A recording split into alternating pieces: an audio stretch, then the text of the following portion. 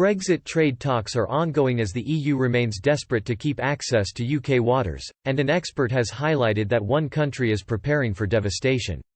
The deadline for the EU and UK to reach a deal, the end of this year, is fast approaching, but Brussels chief negotiator Michel Barnier has warned an agreement by then is unlikely as the fisheries row holds up negotiations. He said last month, "The UK is effectively asking for near total exclusion of EU fishing vessels from UK waters. That is simply unacceptable." He added that the EU was willing to accept that, there may be change to the benefit of UK fishermen, but that it would not be at the price of the destruction of the EU fishing industry. Expert on fisheries, Professor Aaron Hatcher, said in a report that Denmark in particular is vulnerable if a no-deal Brexit leaves the EU without UK waters. He said, Denmark, for example, would find it impossible to catch its quotas of herring and mackerel if it could no longer fish in UK waters, with devastating consequences for its industry.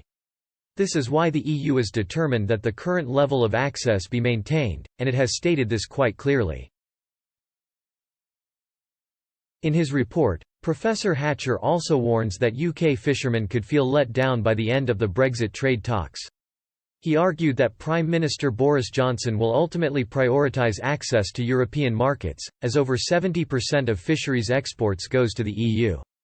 Professor Hatcher added, "Most of the UK's high-value catch is exported, the great majority to the EU.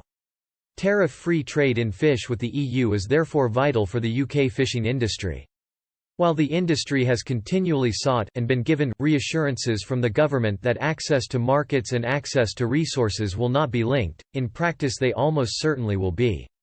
He added in his paper for the London School of Economics, published in March, that UK fishermen will feel betrayed. He said, "The jubilation of the UK fishing industry over Brexit could easily give way to cries of betrayal. But many in the industry will not be completely surprised. They felt similarly betrayed by the government when we joined the European Community in 1973.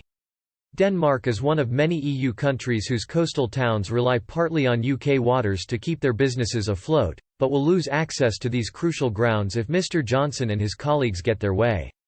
However, if a no-deal scenario is the conclusion to negotiations, Danish Prime Minister Mette Frederiksen believes she may have a plan to help her country remain active in British fishing grounds.